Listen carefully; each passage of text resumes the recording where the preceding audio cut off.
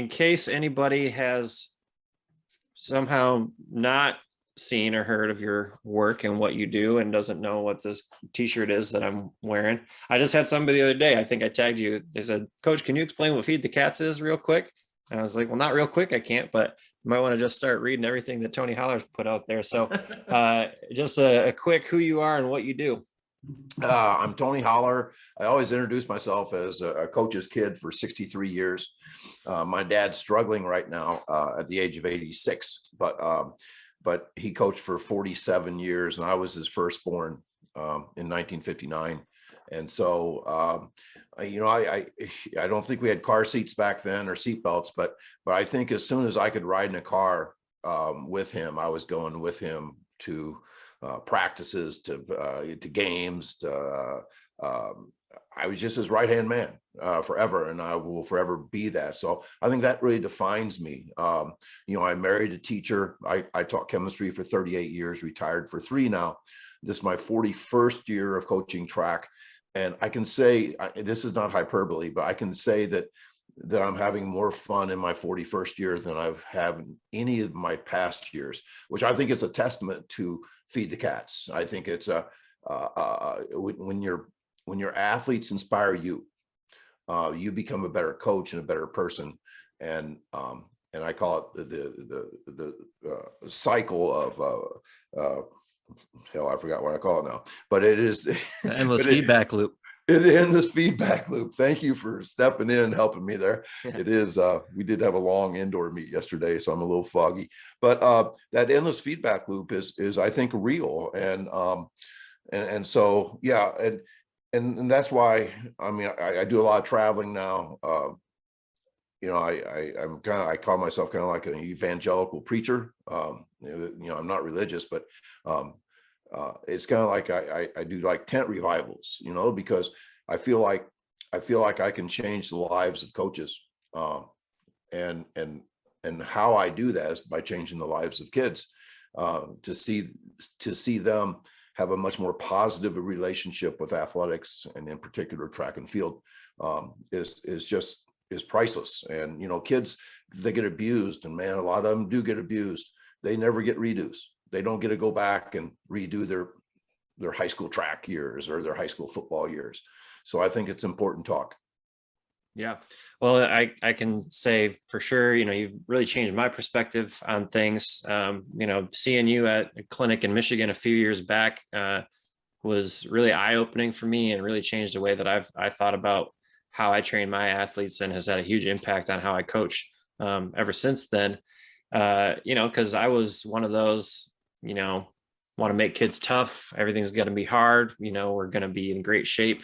I feel horrible about the 1 year that I coached freshman basketball, because I coached my freshman basketball players the exact same way that my freshman basketball coach coached me, but I was young and I didn't know any better. And, there's the expression that you do your best until you know better. And when you know better, do better. So I like to think that, I'm continuing to grow, and I think that that's a good place to be, because you're never really staying the same. You're getting better, you're getting worse. So I like to think that I'm continuing to grow and learn, and I appreciate all that you put out there to help other coaches learn and to help kids. Man, the stuff you said about kids, being abused, and how it can impact kids' lives to do things differently, man. Some of the joy that I see out of kids at just our off-season speed training that we do after school. It's like, I talked about it in my talk, but even since then, we had a kid who for the last couple of weeks has been like 500, 501, 500, in his 40-yard dash. And I said to him one day, I said, "You're close, man. It's coming. I can tell you're going to break through," because all he wanted to do was go under 5. And then it was probably Thursday. He goes 4.96, and everybody that was there started cheering for this kid, and I just got goosebumps just now, just thinking about it again, but he's been there every day, 3 times a week since the fall, putting in the work, getting better, chipping away. And when he came through and I yelled out 4.96, he starts screaming. And all the kids at the other end start screaming because they all knew that that was his, he really wanted to go under 5, and he was so close for for a few weeks there. And it was just powerful stuff when they do those kinds of things. So I think it's a testament to Feed the Cats, certainly, and the power of, kids are good at things that they love. Amen. So. And I think too, you bring up the word love, and I think there's when you ask that kid, or when you told that kid, I think you're close. That's saying I love you, man. Mm-hmm. I mean, I'm with you. I'm with you. And I think that's so powerful. And, I've been on a kind of an epiphany about love lately, that not, like romantic love, but in general, love is what we're willing to suffer for, and coaching is a shit ton of suffering, as you know. Yeah. I mean, it is, at best, there's still a lot of suffering, but man, when kids love what they're doing and give you all that positive feedback, we're willing to suffer for them, and we're willing to put up with the crap that goes along with coaching, the injuries, the losses. A short story here. We ran the 5th best time in Illinois yesterday in the 4x4, like, yay. And we got disqualified because our most energetic cheerleading thrower ran the last 50 meters. I already knew what you were going to say. With our anchor guy. And I swear to God, our anchor guy was just dying. It was our only slow split. And our thrower was really fast. He's the 5th fastest guy on the team. Even though he squats 500 pounds, he's the 5th fastest guy on the team. He shuffled sideways faster than my anchor guy was running forward. And he was just, I got pictures of it, veins popping out of his neck. Go, go, go. And so anyway, I had to tell our 4x4 team afterwards, great run, but we got DQ'd. And so anyway, all that stuff goes into it. We're willing to suffer, through those type of things, because we love what we do, and it's that endless feedback loop. I actually did that in my first year of coaching. I didn't know. I was just an idiot high school kid, and I was started coaching when I was 19, and I didn't know that you couldn't run alongside a kid while they were racing. It never came up when I was an athlete, and luckily it was just a dual meet, and nobody got disqualified. And my coach was like, "You can't do that," or our head coach was like, "You can't do that, man." I'm like, "Well, won't do it again." But yeah, it's the love piece is such. He that same kid said to me, he said, "Man, I felt good when I woke up this morning." And I said to Martez, his other friend that they've been coming pretty much all the time. I said to Martez during first hour, "Man, I can't wait for Speed Club today." When they tell you that's the best part of it's the best part of my day. It's what I look forward to at the end of my school day. But if it's the best part of their day too, then you're doing something right. So, and again, not to beat a dead horse here, but I don't know if 5 years ago that would have been the same thing, before having had a chance to meet you and get to know you and learn from you. So, and Tyler, I wanted to interject too. Sometimes it's really important not only to talk about what we believe, but what the enemy is. I've been told that I've created an enemy, which I didn't know I had, but I guess I have.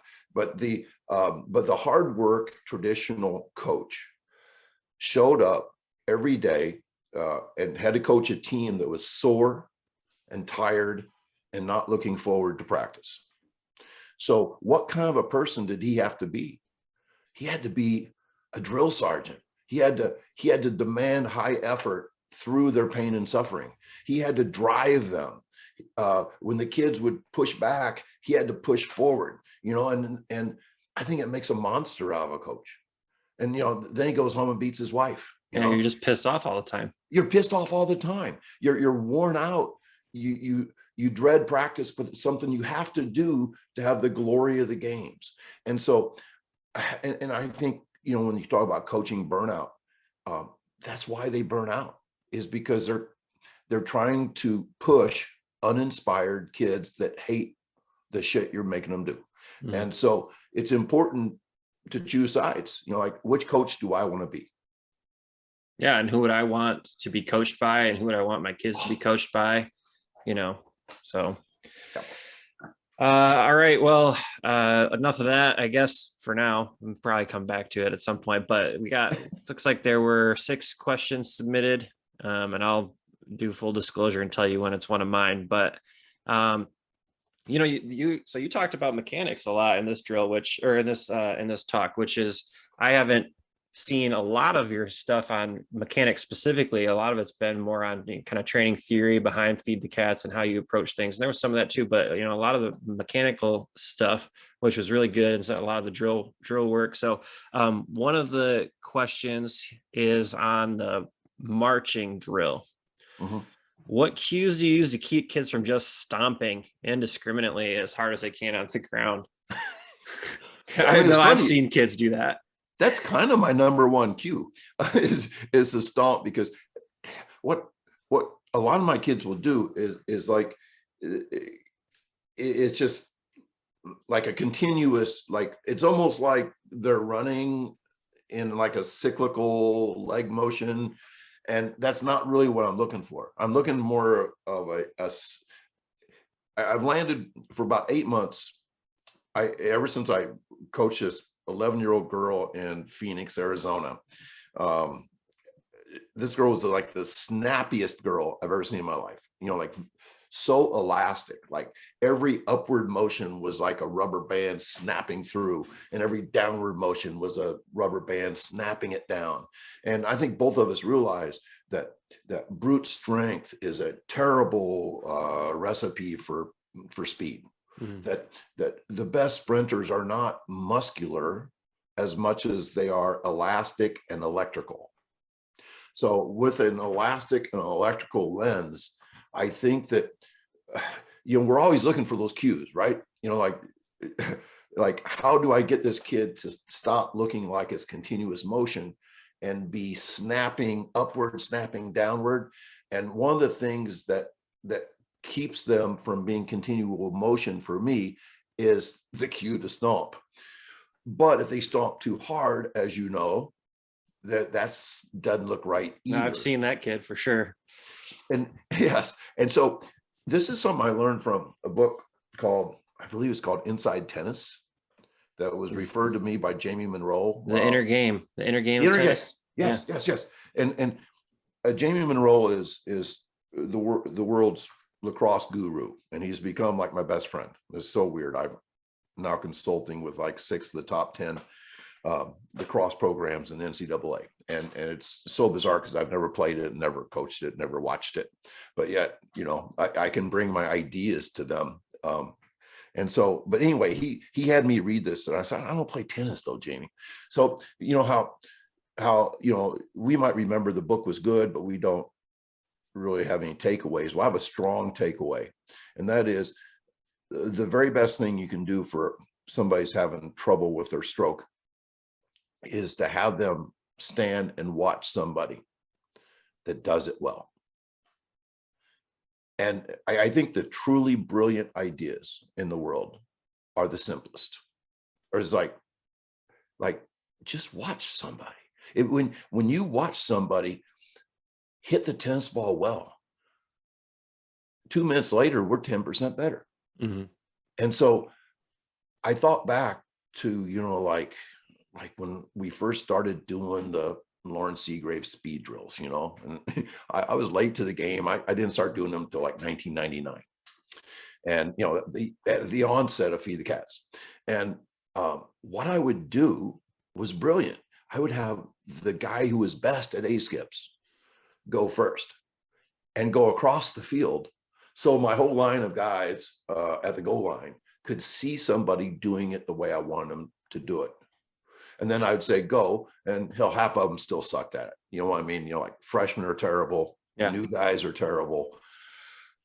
But there's this osmosis that happens when we, John Wooden's 8 Laws of Learning explanation, which most teachers just stop right there. That's all we do is explain shit constantly. But it's the worst way to learn. But that's how we have to start. And then the next thing is demonstration. And so that demonstration, I think, is so important. And you and I, even though you much better than me, aren't as good at demonstrating as some of our athletes. So we have to develop somebody who can demonstrate. And then the third thing is imitation. And so, and that's the way we learn. Oh, and then the next 5 laws: repetition, repetition, repetition, repetition, repetition. And a lot of people get bored with that. I do not. I believe there's certain things we really have to repeat. But yeah, I think, you know, I have like grandkids now, and what they learn before they even know words is just incredible. So if you explain something to my 3-year-old granddaughter, McKenna, it won't mean shit to her. But if you show her something, she might be doing it 10 minutes later. So I think you got to show. And so, but as coaches, we're always looking for words, and it's hard. Yeah. And it also, I think, speaks to the fact that you have to be careful what you show too, you know, because they will imitate they're learning and attempting to imitate whether you want them to or not. Sometimes this memory just popped into my head, but I can remember when my 8-year-old was probably 2, and I had a baseball cap on and he had a baseball cap on, and we were just out for a walk, and I turned my cap around, and I looked a few seconds later and he had turned his cap around.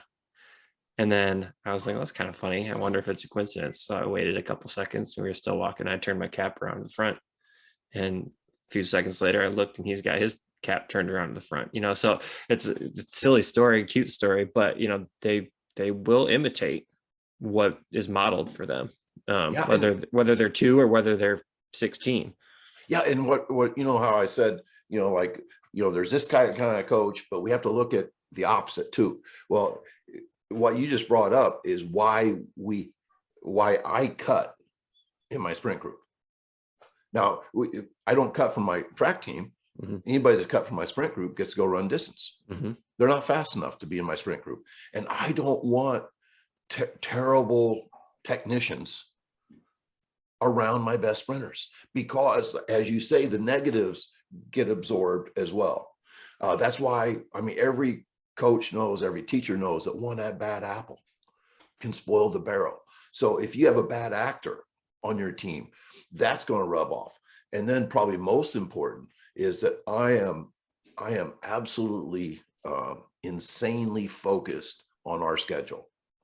I refuse to go to meets where people are kicking soccer balls and throwing frisbees and are sitting up in the stands with their girlfriend holding hands. I refuse to go to those meets. And that's why we travel. We go 2 overnight trips.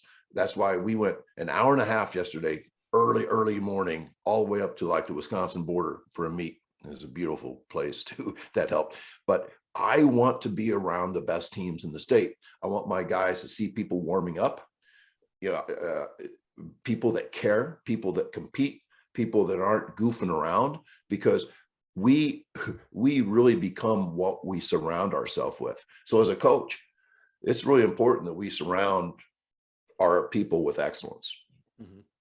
Yeah, for sure. And just to circle back here, they asked you, they didn't ask me, but I've seen the stomping kid too, a lot, which I don't want to.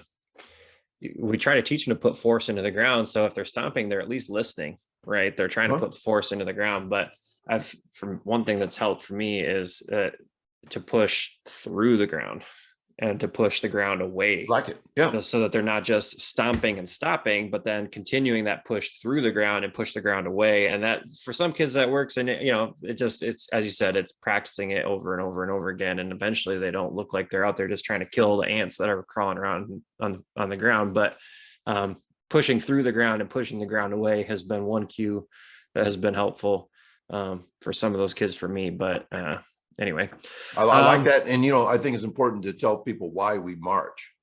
I believe it's Vince Anderson that I read a few. I'm kind of new to Vince too, even though he's a friend of mine now. But he used to say that the sprint is actually a fast march. That's when we started doing fast march. And the reason why the fast march is so important, it's impossible to have backside crap going on. It's all front side. You know, so it's a front side focused thing. Yep, for sure.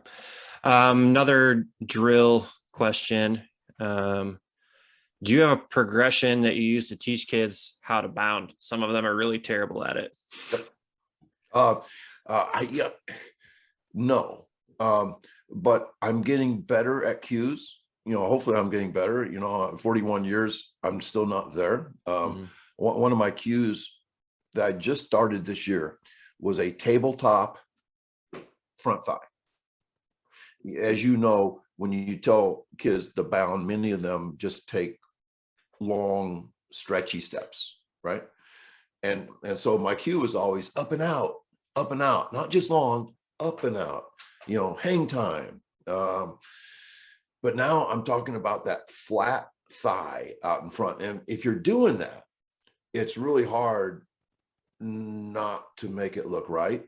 Like it seems to help. But even then, coach, as you know, like I have 35 sprinters. I got some kids that can't skip. They literally can't skip. And one kid said, well, my dad's 50 and he can't skip either. I'm like, shut up, Josh. I mean, I don't care if your dad can skip. And you're slow, going to get probably better. slow too. And so yes, but that front thigh is really important. And I think too, I know you'd agree with this, that we have to assemble the plane in flight. Oh yeah. We can't stop practice and work with Josh, who can't skip, who also has suitcase arms. Every drill he does, his arms look like he's carrying suitcases. And I mean, we can keep talking to him and showing him and demonstrating and all those things. But I always tell my coaches in our preseason meeting that we're not going to spend 80% of the time working with the 20% that can't skip. We're not going to do that. And that's another reason for not having too large of a sprint group, is because the bigger your sprint group, the less time you'll spend with the kids that need you the most, which are your good kids. It's weird because like in the classroom, they tell us that the kids that can't do it need all our attention. But in a competitive sport, I mean, where our best athletes run against another team's best athletes, the kids that can't skip are not as important as the kids that are going to score for you. I mean, this is competitive crap. Now, that doesn't mean we ignore those kids. We're just not focused on the kids that have the hardest time. And we hope that they learn through osmosis and through demonstration. And as you know, they do get better. Well, and it's such a challenge on the track and field team, right? Because on your football team, you have a varsity, a JV, and a freshman team. On your basketball team, you have a varsity, a JV, and a freshman team. Your baseball team, all the way down. Your varsity, JV, and freshman team are all there at the same time on your track and field team. So that makes it really hard. You girls, right? The girls, I'm boys and girls head coach, and we all practice at the same time, just because we don't have enough coaches to do anything else, really. Or enough anything. I mean, I already have a hard time, and I've never coached a girl.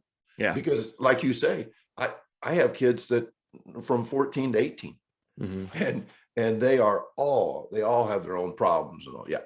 Yeah. I know Al Leslie and the guys at Saline High School in Michigan. I'm pretty sure that they actually divide up and they have a JV sprint coach, and I think they practice at the same time, but whoever takes their varsity sprinters, and then they take the rest of their guys, their developmental group, their JV sprinters, and they have a JV sprint group at practice, just because I think they have something like 300 kids on their team, which is wild to me. They might be somebody I need to reach out to this year if I get the number of kids out that have signed up. But it's funny you mentioned skipping with bounding, because how many times do you see a kid who's trying to bound for the first time and they skip? Always. So funny. All right. Which actually, maybe this is somewhat of a similar question. What are some of the most common errors you see with kids who are brand new to sprinting? Oh, Lord. One of the things that I find, and I don't hear many other coaches talking about this, we want to get into a Carl Lewis position when we sprint. And I'm not going to listen to the Stu McMillans of the world saying that every sprinter has their own mechanics and we just blah, blah. I mean, it's totally different when when you get Andre DeGrasse, and the first time you coach, he's making $9 million and he's 22 years old and he just ran 9.75 for USC. I mean, that's a totally different coaching situation. Yeah, okay, he has a straight arm on the backstroke. Yeah, I'm not going to change Andre's arm. You know, He'll be okay. But then high school coaches who worship Stu, they take kids that do everything wrong and kind of accept it, you know, and like, no, I think I always coach towards a model, understanding that everybody's optimal stuff is going to look slightly different, but basically you have got to pick your foot up and get it out in front of the body. And so one of the things that I see, and I don't know why this happens, is that even with kids that I can get their knee up, their foot is still lagging. Yes. Underneath. Yeah. It's like lagging back under their hip. Mm-hmm. And so their foot is late at getting out there. And so, and I think we see this, I don't know if you see it or not. I'm sure you do probably. When we skip, I say skip like a sprinter. And then I show them that what that means is we're big in front. That's my term, big in front, which knee up, foot under the knee. And we're able to, the higher that hammer, the better the vertical force. So, you know, like Ken Clark calls it the big split of the thighs, you know, so we want that big split. We want that big in front position.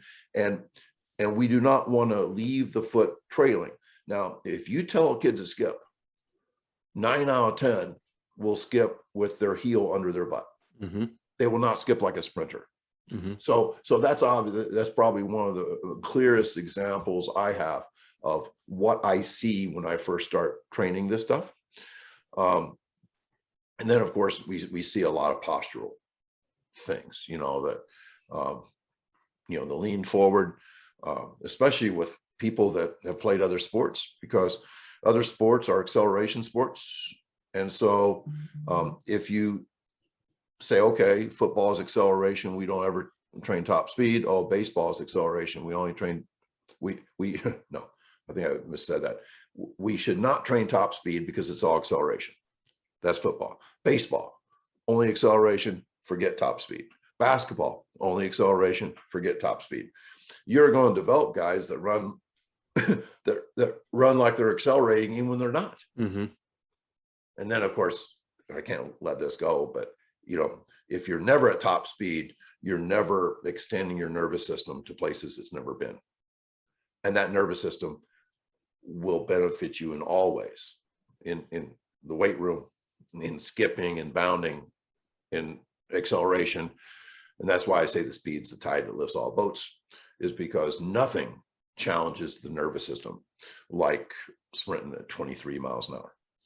Not to mention the fact that even if you truly care the most about acceleration, you would have to reach top speed to maximize your practice at acceleration, because you accelerate all the way up until the point that you've reached your top speed. So for some kid that might be 20 meters, another kid it might be 30 or 40, and for your Usain Bolt it's, you know, 60 or 70 or whatever it was.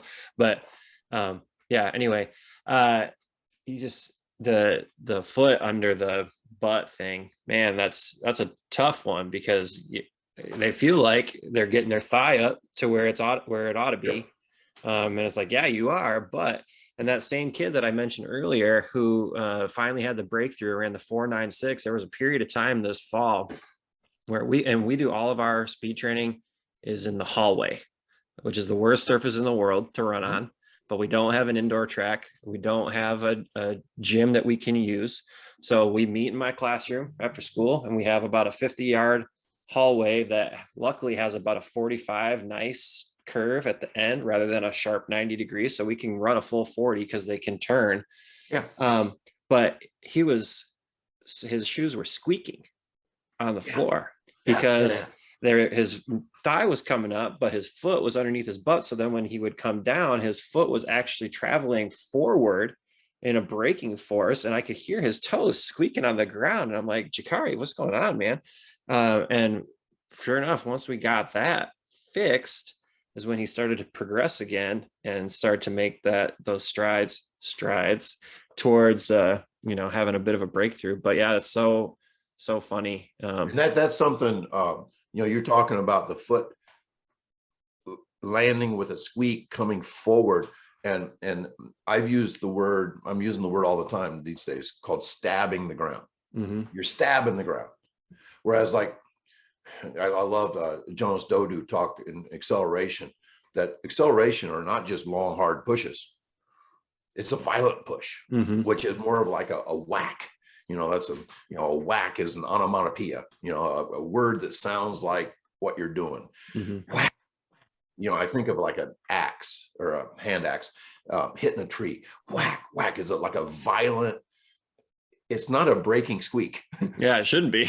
No. And once again, if your foot is lazy, trailing your knee, you will most likely stab the ground and not have a good vector of force going into the ground. And then the opposite is also problematic, right? Like as soon as that knee opens up too far and that foot lands too like way out in front of the knee, now it's also, there's really, I mean, it's technical stuff. Les Spellman does a lot of good. I'm sure you've seen Lester Spellman's stuff with acceleration, and I really like how he slows a lot of his videos down, and you can really see like the hips are going this way, and then that foot is coming backwards at the same time to continue that.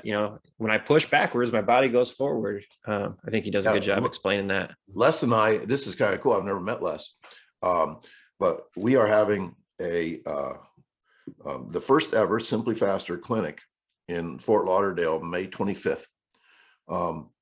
We actually have our sectional meet on like that Wednesday or Thursday. So I'll be flying down there for a weekend.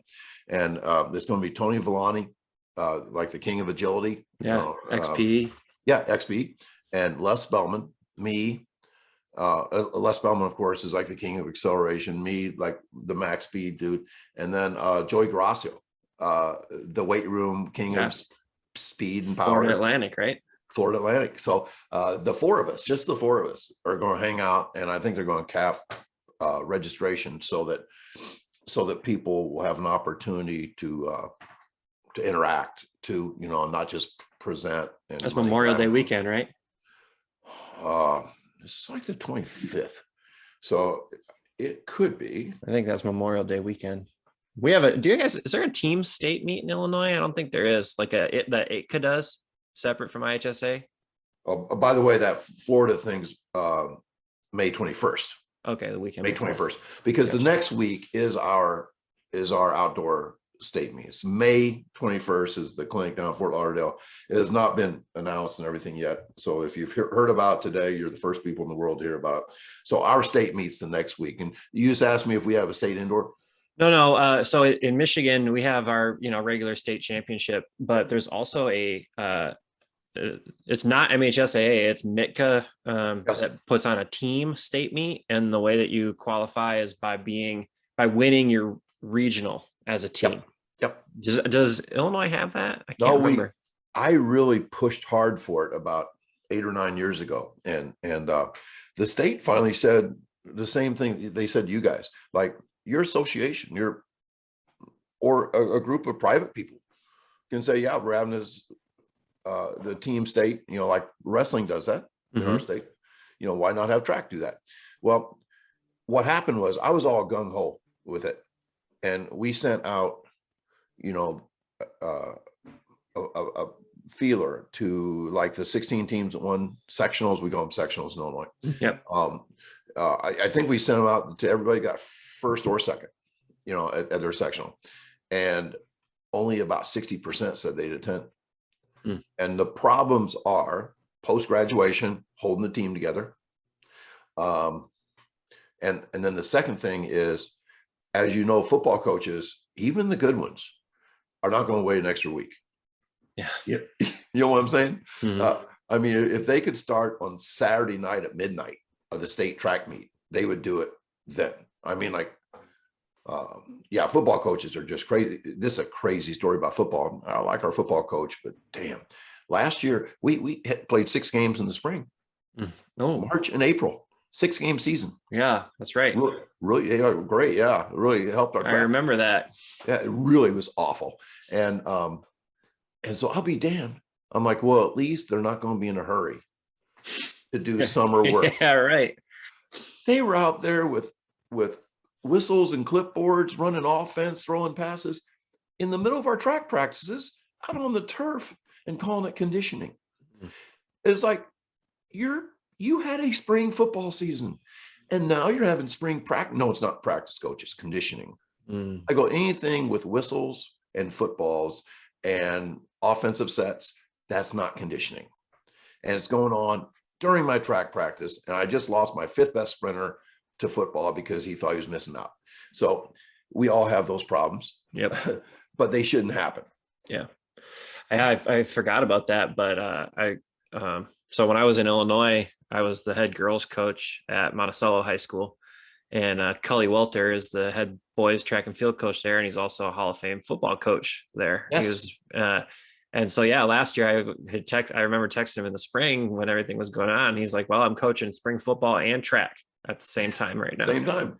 So it's like, wow, it sounds like a nightmare, but anyway, okay, let's see.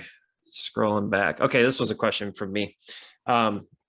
So, and specifically because your talk was about mechanics. So Mike Boyle, who we all love, and some other coaches too, say that sprinting is self-organizing and that kids can make significant speed gains without much specific focus on mechanics. I think Mike Boyle says he doesn't ever teach mechanics.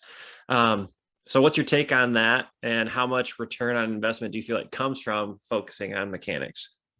I think his statement's true. I mean, I see organic. I think the best thing we do all week long is max speed sprinting with spikes on and getting timed. And I believe we do it so much that when you say that kids will self-organize, what I like to say is that the kids will experiment.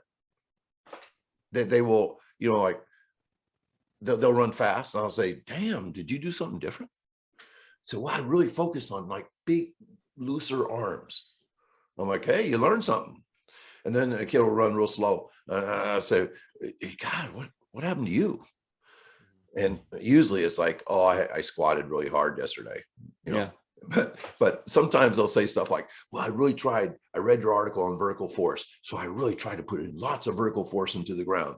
I go, well, that made you run kind of like Frankenstein though, so that didn't work very good. So it is a self-organizing. Sometimes it's unconscious development. Sometimes it's trial and error, trial and succeed, and then you go towards the successful sprints. There is no question to me, if you simply went out and sprinted 3 days a week and timed it, kids would get faster. Now, but then again, everybody gets results. Like everybody gets results. Even the whack job 10 times 200 guys get results. They're not results as good as they should be. I mean, my high school coach would have said, Holler, I can't believe, he's dead now, but from heaven, I'm looking down at you and you're always bitching about how poorly you were coaching in high school. I want to remind you that I got you down to a 50.2 in the 400. Okay, he got results. That's good, Roger. The only problem is I should have been 48.2. And I shouldn't have hated it every damn practice and semi-hated the meets. So everybody's going to get results. So I think before you say sprint mechanics is unnecessary, obviously I think that you want to do the most you can to get a kid right. And with that, and I think I mentioned the word in my presentation, the layering, like one exercise does not make us better, but layer upon layer upon layer of doing big split type things, of doing fast stuff, of working that nervous system, of wicket stuff where we're going fast and separating upper body, lower body, creating chaos and fighting the lazy brain syndrome and all that kind of stuff. That all those things, I think, will get us better than just organically self-organizing. So I think you can be totally correct, but there's more to the story. Well, yeah, I would agree. But I liked what you said about kids they'll try things, they'll experiment, right? And that's our equivalent of play. That's what kids do when they play when they're little, is they try different things. And every other sport they play their sport. They play football. They play, well, but you run track. But when they get a chance to try some things, that's the team sport equivalent of play and discovering what works, what doesn't work. I did this, I felt this way. Was I faster? Was I slower? Whatever. And just, they should have a chance to kind of, when this is just kind of off the cuff. So like when they're sprinting maximally I'm at that point, for me, I don't know if this is true for you. I'm not really coaching anything at that point. I just let them run fast, write down their times. Like the time that I'm coaching is during drills, or maybe in between if I see something. But when they're sprinting, just let them sprint. Mm-hmm. I think there's a lot of things to unpack there. I think that when people are like, drills, that's a bunch of bullshit. Drills don't make you faster. Okay, but when do you coach? Mm-hmm. Like, when do you coach? When do you remind them? When do you repeat basic fundamentals and talk about it? Because it's not, as you say, not when sprinting is unconscious. I'm not going to make a mechanical fix when I'm moving at top speed because I heard somebody say, something to me while I was running past them. Yeah, y'all have a kid like do some mathematical work in their brain as they're sprinting and time them as they're doing that. Cerebral, I mean, like the prefrontal cortex is what separates us from animals that don't think like we do. But it also keeps us slow. I mean, the prefrontal cortex in any type of performance is disengaged. When South Sioux City, Nebraska, I gave 9 hours of presentations over a 24-hour period. And I told the audience that when I'm talking, I have a totally disengaged PFC. I'm not thinking. It's just rolling out of my lizard brain because I'm performing. Same thing with a sprinter. Same thing with a great basketball player. We call them great basketball players instinctual. And they are good subconsciously. What's the great word? Unconscious competence is what we're trying to develop. So we can't talk to kids as they are sprinting at full speed. So yeah, I think that stuff. And I was going to ask you too, do you find that I love the play comment, as the kids are playing our sport and trying things, that they communicate with each other? Yeah. Yeah. Yeah, of course they do. Yeah, they are. And you know what? Sometimes kids will listen to a friend before they'll listen to you and me. Mm-hmm. Yeah, no doubt. So that's a part of the process too. Well, and because they do. Our hallway that I described is set up. It's basically a loop. So they finish their sprint and they walk the loop back. And by the time they get back, 4 or 5 minutes or whatever has passed. But very often a kid will finish, and before he'll start walking around, he'll wait for that next kid to finish. So, and then they'll talk. And they're probably bullshitting half the time. But and that's good. But yeah, they're talking about what time, what was your time, what did you get, what did you what your start, I saw your start looked good, that kind of thing. Yeah, of course they're giving each other feedback, that's all part of the culture too. Amen. Yeah. Okay, let's see, I've been jumping around a little bit. Oh yeah, okay, I wanted to jump to this one next because you mentioned it in the last bit here. With the force application. So can you talk a little more about the direction of force application and the difference there between acceleration versus max velocity? One of my favorite things I've ever seen about, maybe it's because we all like to hear things that confirm stuff that we know are true, and confirmation bias has a really bad name, but if you're right, confirmation bias is really good. And I hope I'm right about most of the things I think. But anyway, Ken Clark, has a deal where he shows a guy with great acceleration mechanics, and he shows the leg, the shin being the same angle as the body, what we look for. And then he just turned the picture up like this, and holy shit, it was max speed mechanics. It's really the same thing, except for we've just tilted the body that creates a horizontal force rather than a vertical force. But once we get to top speed, we are no longer gaining speed because we've reached top speed. And so now we are we're fighting two forces. We're fighting air, which isn't much unless the air is moving. Mm-hmm. then we both know that. Oh, I forgot, it's never windy in Michigan, but in Illinois, in the Chicago area, oh my God, if it's not blowing 30 miles an hour, it's not track season. Mm-hmm. So we know that when air moves fast, that the horizontal force is a big problem. But generally speaking, if the wind is less than 10 miles an hour, which it usually, a couple days a week, we get good days in May.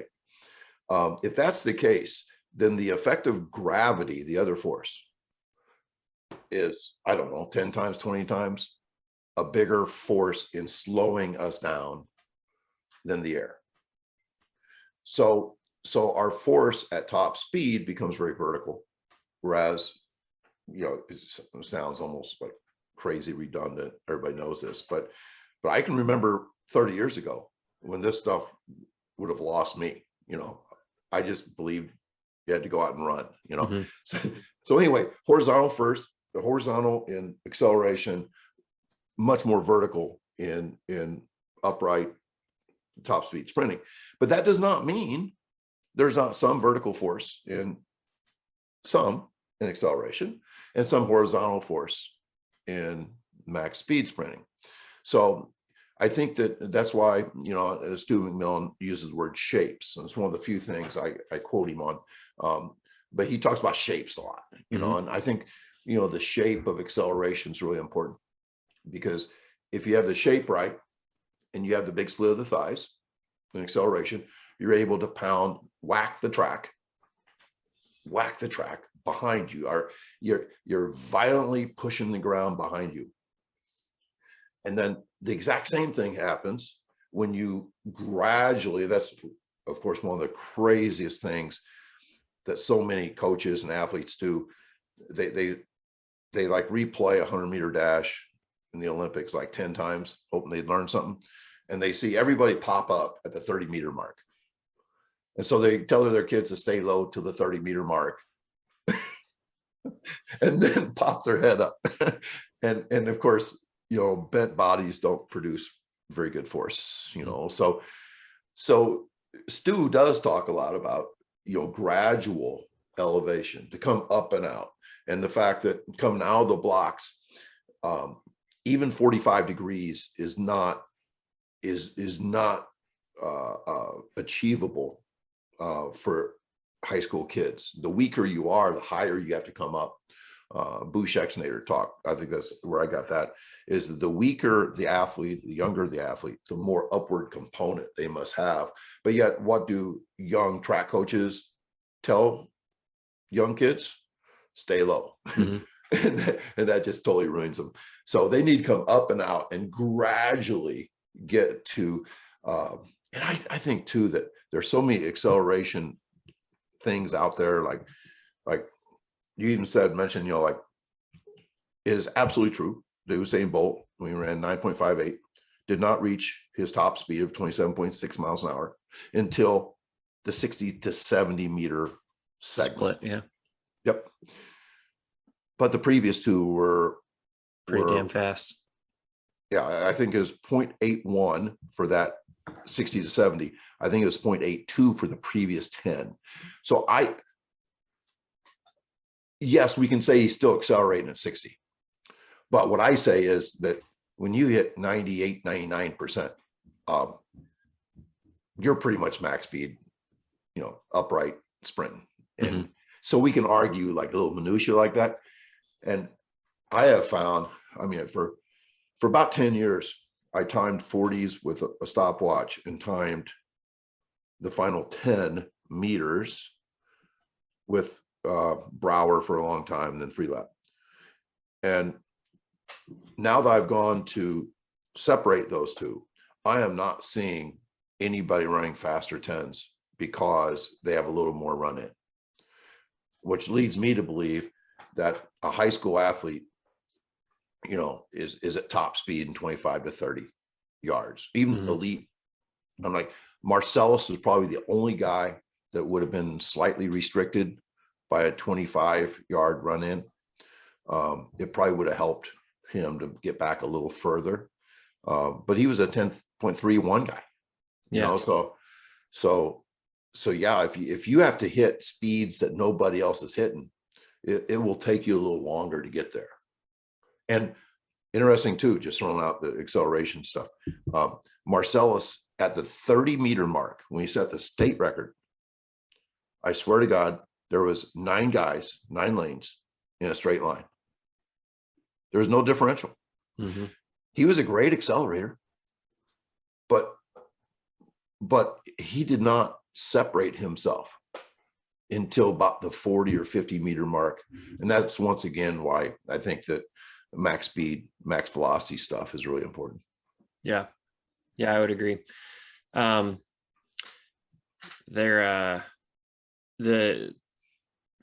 just trying to remember back to something you said at the beginning of that talk. In your presentation and in Chris Parnell's presentation, you guys both used the analogy of like pushing a car.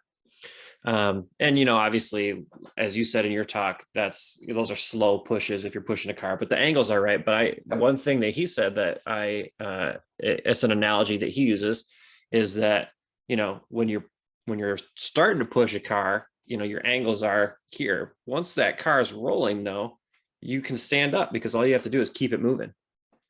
Yes. And I thought that. that made a lot of sense, right? Acceleration, we're trying to get the car moving, but once it's moving, now I just got to keep it moving. And and we've all done that. If you've ever had to push somebody who, broke down on the side of the road or ran out of gas or for whatever reason, those first few, it takes a little bit to get it going, but once it's rolling, it's rolling. I use the analogy of like a plane on a runway or whatever, whatever sticks for kids of, there's a certain point where you've got to come out of those acceleration mechanics and into a top speed posture and position to try to maintain, because that's really what we're doing, right? Is trying to maintain speed at that point. We've accumulated speed from the first portion. Now we're just trying to maintain some speed. And even the best in the world can only maintain that speed for a couple seconds. Right. And it's interesting because I totally agree with that whole thing. Once you're able to move your feet faster, you become more upright. So I totally agree with that. And I think too, the thing that I mentioned about pushing the car, how it's the right shape, but gee, it's not the same firing pattern, So I think, like Chris and I can both be correct in those ideas. And I have to say that a lot of times because, as you know, there are meatheads in the world. I say that affectionately, but there are meatheads in the world who believe you can get fast in the weight room, and then you don't need, that basically the weight room, a bunch of aerobic hard conditioning is all a football player needs, and that all an off-season track athlete needs. And that just flies in the face of everything I know about going back to elasticity and electrical.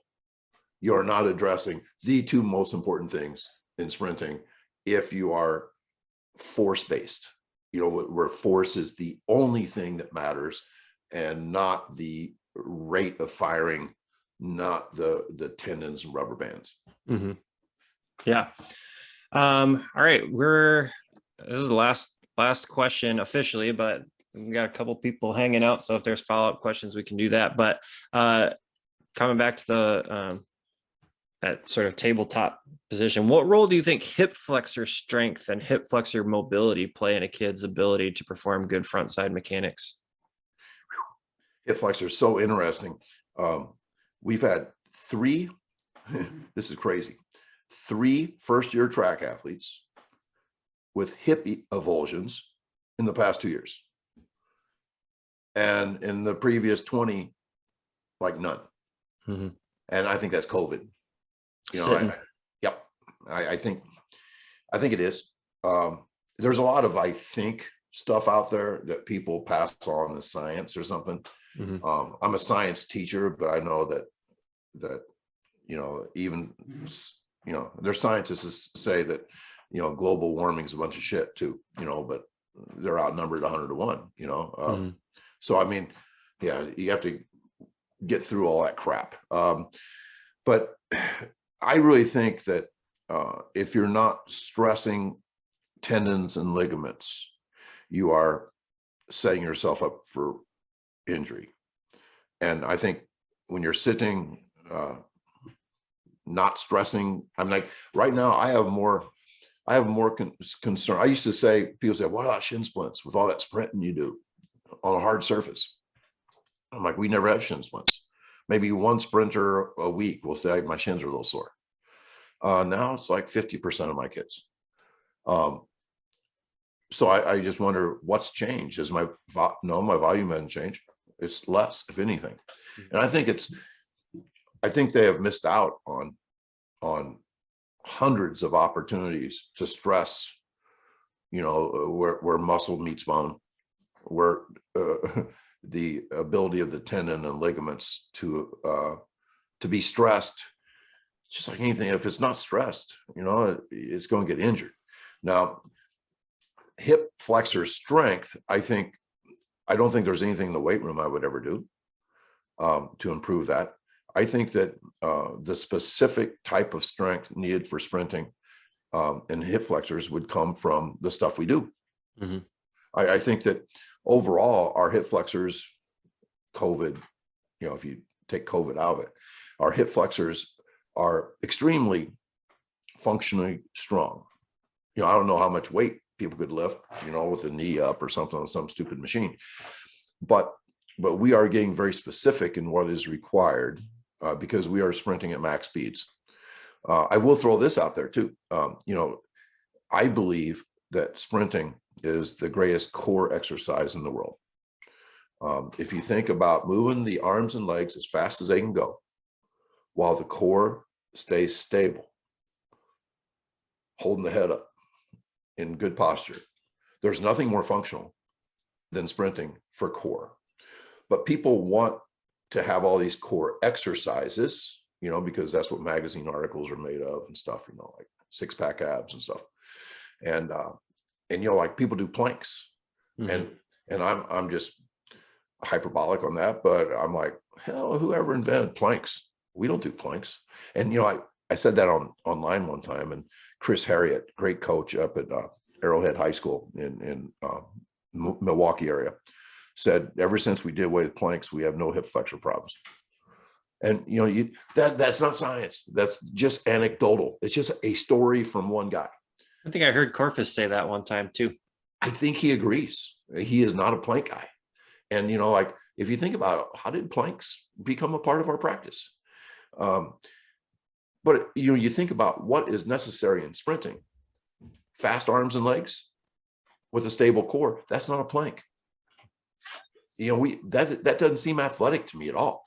So I know I've seen Corfus do things like that. Guys are in like a squat position and holding their trunk steady, and they're moving like an aqua bag back and forth, or they're moving up and down while everything stays the same.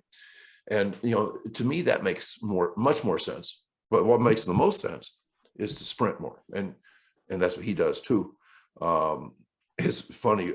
We're doing 23-second drill last Saturday, and a bunch of my kids, they act like guys taking off their shirt in high school is the equivalent, the moral equivalent to a girl doing that. And I'm still from this, grew up in the 70s where you go to a Cub game, you took off your shirt, so I'm not real big. So anyway, my guys were all stripping off their shirt because we were the only people in the gym. And oh my God, it's like all these guys look like magazine cover models with their, six pack abs. And it's like, we've never done a sit up, a crunch, a plank. We don't do any of the machine stuff, like you have it like a fitness joint. We just sprint. And it's just amazing how strong their abs and their core become. And the metabolism of a high schooler sure doesn't hurt either. And it's funny too. I used to have a metabolism like that a long time ago. Yes. And then we started drinking heavy beers. I was gonna say the only six pack I know about now is a little bit different. Usually I get 4-packs, the 4-packs The of tall 16 ounce or big so. cans. Big cans, yeah. And like sounds about right. 7.5s, yeah. Mm-hmm. But yeah, I really think that I wonder about this. I wonder if sprinting might be the greatest thing in the world for metabolism too. That not only do they have a teenager's metabolism, but they have a sprinter's metabolism. I'm relatively sure. I've been an endurance athlete for the last 40 years. I run 4 marathons. I run every day. And there's a lot of fat endurance athletes. Yeah. But we've been sold for the last 50 years that cardio is the key to metabolism. And I wonder if it doesn't make us sluggish. Well, I mean, look at any 5K or shit, even, a half marathon or a marathon. There's people out there that finish it that don't look like they have any business running that far. For sure. But that's I hadn't really thought about that a whole lot, but sprinting is high intensity interval training. It's just that the intervals are really, really short, but the intensity is really, really, really high. More than like the HIIT training that they sell you online or whatever, because those are ultimately you're exhausted. You're not high intensity by the end of those. But anyway, right. It's like that. It's the ultimate. It's the ultimate. The highest intensity. Yeah. This is a really funny story. College women's track coach called me, said, "Hey, I love all your feed the cat stuff. And I'm all in, except for the fact I'm afraid my girls are going to gain weight." And I said, "Wow, I never really thought about that." And he says, "Yeah, I think we're going to still have to have a huge amount of cardio in practice. We're just going to sprint more on top of that." And I said, "Well, the cardio stuff was going to slow you down." And he said, "Yeah, but getting fat will too." and that's where I kind of developed this idea that really are you going to sacrifice speed to prevent college girls from adding the freshman 15? Mm-hmm. And I just brought it up to her. This was several years ago, that I think that sprinting might be, you might be surprised at how well it is, how good it does for metabolism. And I think that possibly when you start timing multiple times every week, these girls that have put on 3 pounds over the weekend might see the result of those 3 pounds and might adjust some of their habits to fit performance. Well, and here it is anecdotal, right? In COVID summer 1.0, I got back into sprinting for the first time since high school. And you and I talked about that a bit, and my weight didn't change a whole lot, but the way that it looked sure did. When I was sprinting 2-3 times a week and doing X Factors type stuff and, that kind of thing on the off days, it wasn't a weight loss necessarily, but the composition was certainly different. Yep. So yeah, and that's even at, in my mid 30s. So I think there's something to that. It is the highest intensity, and certainly there's shorter intervals because it has to be able to perform that kind of intensity. But, if speed is the thing, right? Keep the main thing the main thing. Amen.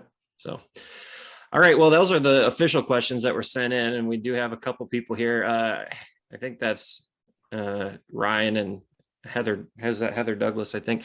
Do either of you guys have questions? You can either put them in the chat, or I can unmute you if you have any follow-ups that you want to chime in with before we wrap things up. I guess put it in the chat if you would like to ask a question, and then I can unmute you. So Tyler, when do you start officially? Our first official day of outdoor is March 14th. Indoor is not a MHSA sport in Michigan. I think maybe we've talked about that. So some of our kids are doing either on their own as unattached athletes, have gone there. There are indoor meets all around the state. There's probably been 50 of them around the state of Michigan, but it's all club and unattached. We have a freshman boy who's competed with a club locally. He's ran 11-1 in the 100 over the summer as a 8th grader coming into 9th grade.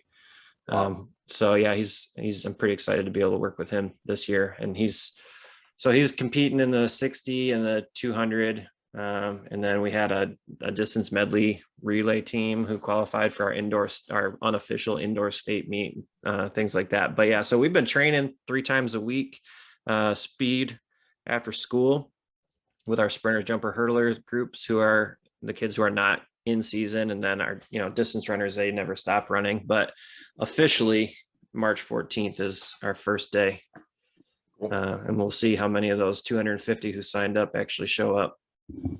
I hope not all of them. All right, Ryan's got a question. Ryan, I'll unmute you. Or hey coach, I have a sprinter coming off of Liz Frank's injury, so he spent 4 months from September through December pretty much immobilized and not being able to do anything. But what have you done with injuries like similar to that in the past and getting them back in? Because he ran yesterday and he's got a slight hamstring tightness going on, and just wondering if what we could do to get him progressing back to where he was prior to. Thanks. Ryan, I don't think there's anyone that truly knows. It's all conjecture.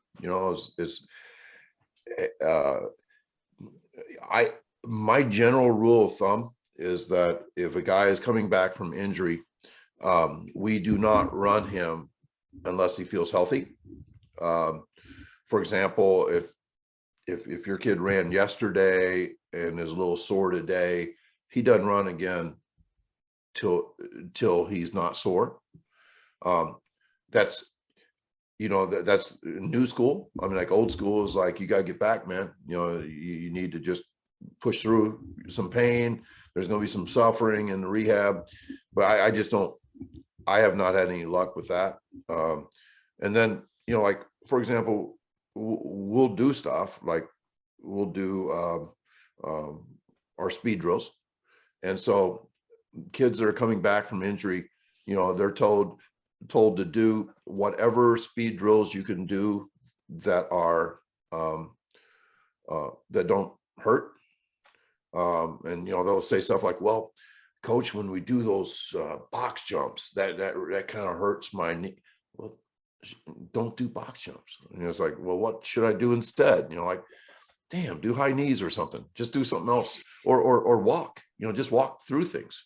But Bush Exnader, I had a really bad hamstring situation with a kid 10 years ago, and I wrote Boo out of the clear blue, and I don't think it's a copy and paste response. I think he responded with 15 paragraphs to my 1 paragraph question, and it had a huge impact on me and the way I want to be in my elderly years, to answer all emails. But basically what he said was, don't stretch the hamstring, don't sit around to make it feel better. Like a doctor's response to like a elderly lady with an injury would be, like shut it down until you feel better. That's a great way to get past an injury. The problem is that old lady's not competing against another school's best kids. So if that is a part of where you want to get back to, you have to keep moving. And that's like walking when you can walk. That's jogging when you can jog. That's speed drills when you can speed drill. And then eventually you're going to sprint again. But there are no great answers. And you could take two different kids with the exact same problem, and they will recover at different rates and respond to different things. So it's an art, it's conjecture, it's a lot of guesswork, but the main thing is you don't want setbacks. You may have a setback, an unintended setback, but you don't want to be like, God, I knew I shouldn't have done that. So you're just cautious and you play the long game. Tyler, you have any ideas on that? Yeah, I guess it's not sophisticated, but I'm just thinking about one of our sprinters from last year who was on our state qualifying 4x2. And he's a senior this year, and he was dealing with kind of a groin thing. It was just kind of there all year long. And, he wanted to be part of the team, and he wanted to be working out, and he wanted to be training every day. But it was like, I had to check in with him every day. How's it feeling today? Feel great today. Cool. And, sometimes he felt great and he could, get through whatever we were doing that day. But maybe be sore the next day. It's like, all right, well, we're going to take the day off. Or, and he was worried that he would fall behind. It's like, you're gonna be okay. Cause ultimately we want you to be healthy. And, he led off our 4x2 with, I don't think he was our fastest split, but I think he was the second fastest split of our 4x2 at the state meet. He was fine. But that's, a far less serious injury. It wasn't anything where he had to miss any sort of significant time, but it was one of those things where it's like, oh, like prime times bothered it. So he didn't do any of those, when he would just kind of jog down to the other end, so that he could go with his group during drills. But, then he just didn't do those because it didn't feel good, which is like the least scientific. Don't do stuff if it doesn't feel good. But, or sometimes he'd do one, he'd do his first, if we're doing 40s or 10 flies or whatever, he'd do one and felt pretty good. And he'd do another one, and starting to tighten up a little bit. Okay, you're not going to do your third one, then you're done for the day. We're shutting it down. So yeah, not scientific, but I think you just have to be, I think I always want to err on the side of caution because, if he really does something, then you're done. If you have that setback where you have that re-injury, or you fuck something up in practice, now you're done for like an extended period of time. And I think one of the things you said, Tony, in the very first time I heard you speak was I'd rather have kids who are 100% healthy and 85% in shape versus 100% in shape but only 85% healthy. So I think athlete health has to take a pretty huge priority, and I just try to be maybe sometimes overly cautious. There's also, I was thinking as you were talking, like let's say a kid has a lower body injury. I think it's possible that doing upper body stuff might actually speed up the repair of lower body. It sounds weird, but I think anything that you're doing athletically, that you get a training stimulus. Everybody always talks about hormonal response, and sometimes I make fun of because it's like, oh, are you checking hormones now? Like you drawing some blood from your athletes, hormonal response, my ass. But I think there is a hormonal response. I think there's some, I think that we become more athletic when we work out, and that workout may not be lower body. It could be upper body. Maybe you've heard that, there's a lot of belief that doing things left-handed improves your right hand. So if there's magic like that out there, who knows, maybe some upper body work in the weight room might actually speed up the healing lower body. And I also think it's a good idea to get blood to the area, whatever it is. So if the prescription is go sit on your ass for the next 2 weeks, I don't think that it probably protects the doctor or the trainer or whatever, but I don't know if it's And I truly don't know because I'm not a medical expert either, but it seems like that you would want to do some things to send some blood to the area and, do some things to get, so it's not coming back from stagnant because now you're injured and unathletic. Yeah. Yeah. You want Exactly. to I think you want injured guys that neglect working out, that just doesn't sound right to me. You've got to keep working. No doubt. Hopefully that answers your question, Ryan. I don't know if there's anything else there, but we'll hang on for about 5 seconds to see if anybody else, if either of you guys have a follow-up question, and then otherwise we'll let everybody get back to their Sunday. I think that does it. Good. Cool. Hey, Tony, thanks a lot for taking the time. And like I said, for kind of stepping in last minute and filling in. Yeah, it's fun. I had a busy day that day coming up with the presentation, but I wondered, I was like, I must have just caught you on a lucky day where you didn't have something else going on and you were able to sit down and do one real quick. I'm retired, and I always think that, I would say 80% of the slides I'd used in previous things. And I always think like, yeah, I can just kind of mix and match and blah, blah, blah. But it always ends up being more, than I thought it was going to be. So yeah, it was a busy day, but it's what I like to do. And I hadn't done one for a while. So yeah, it's good stuff. Appreciate you. Yeah, you too. Take care. Enjoy the rest of your day. Good luck, man. See you. Bye.